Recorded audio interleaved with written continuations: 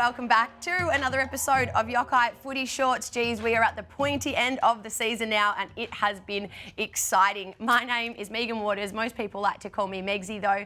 And today I am joined by one of the great men, three-time premiership superstar for the Brisbane Lions, proud Goodnich Mara and Wiradjuri man, Chris Johnson. How are you, Jono? I'm well, Megs. Always great to be sitting at the desk with you and reviewing this round of round 23. How did we get to round 23 I know, this it's gone quickly? so quick. Season has absolutely flown. Some big games over the weekend. We had the grand final rematch.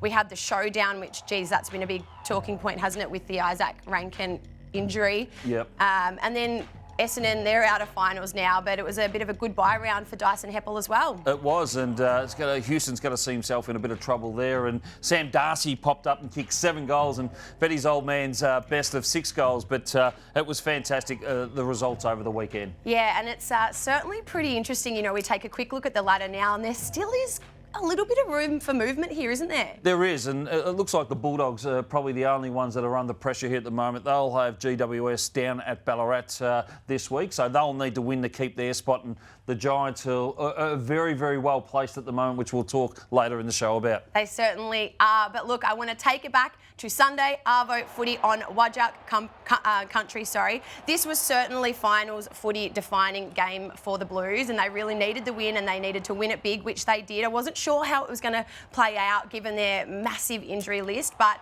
the weight of this game was carried on the shoulders of their captain, wasn't it? Yeah, Paddy Cripps, fantastic. He had the 35 possessions, 20 of those contested, and 23 of those 35 possessions were all handball. But it was the key forwards that Kemp here stood up with, the missing of the both Mackay and Curnow, and he was fantastic. He kicked the 4 goals, but it was the small forwards that got the job done as well. Matty Owies, he popped up and kicked 3 goals at the same time, but great work by Carlton to travel over the West and win that game. And Carlton's final game of the season is going to be against St Kilda, so they'll want to bring the same energy to that game that they did to West Coast if they want to set themselves up for a strong finals campaign. But speaking of St Kilda, I want to take it to the Saints and Cats game now. What a performance from them on Saturday night. They showed some real grit to come back from a 33-point margin at halftime. Jono, you were calling this game for Triple M. What stood out for you? Ross, the boss, must have given him a good old spray at halftime. Yeah, he did. And Wilson popped up and kicked three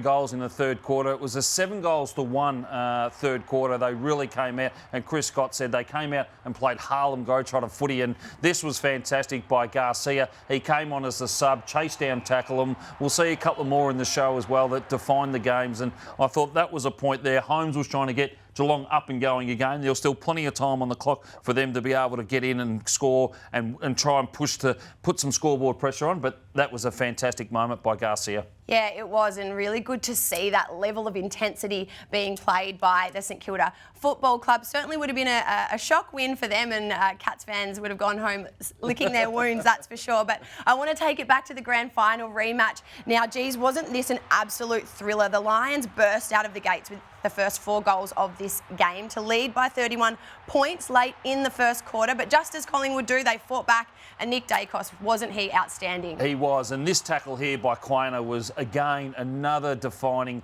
moment in the game, and they go forward, and Bo McQuarrie kicks this goal here. They kicked 3 goals, last 3 goals, but Nick Dacos really set it up. The Lions got out to a hefty lead in that first term, but Nick Dacos, 13 possessions in the second quarter and 2 goals, but still keeps their finals hopes alive. Some of the results have got to go their way, and some don't got to go their way. It's going to be miracle, but I've seen stranger things happen, Megs, with this Collingwood team. Absolutely, and I know you mentioned the Dacos boys, but geez, between both of them, Nick and Josh, they racked up somewhere about 50 disposals, so they were absolutely amazing. And yeah, we know what Collingwood are like. Don't put anything past them. Now, GWS versus Freo.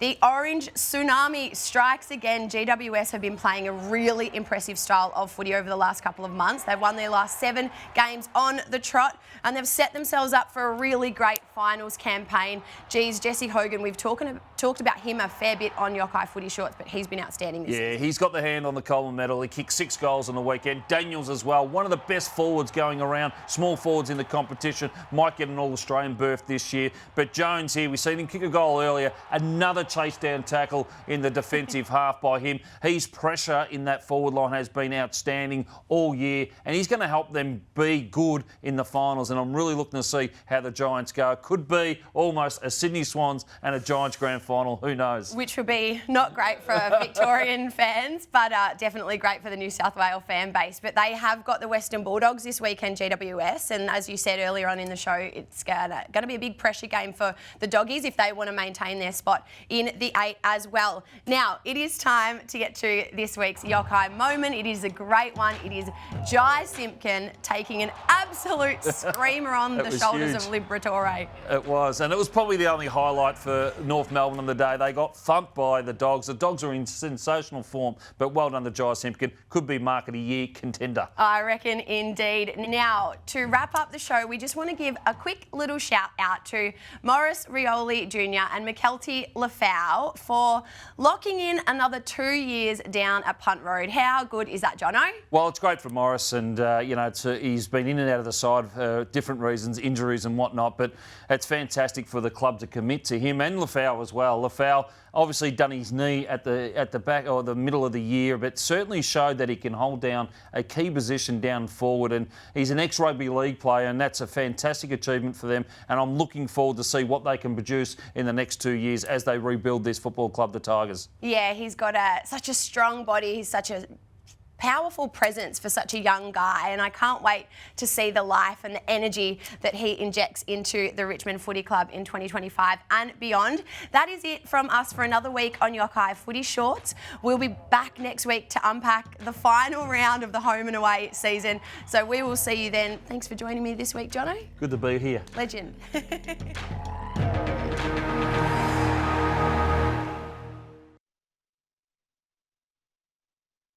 For the best and most comprehensive wrap of each round, Access All Areas is the show for you, unpacking all the action and dissecting the big news from each round. Access All Areas thanks to Crypto.com, Mondays on AFL.com.au and the AFL Live app.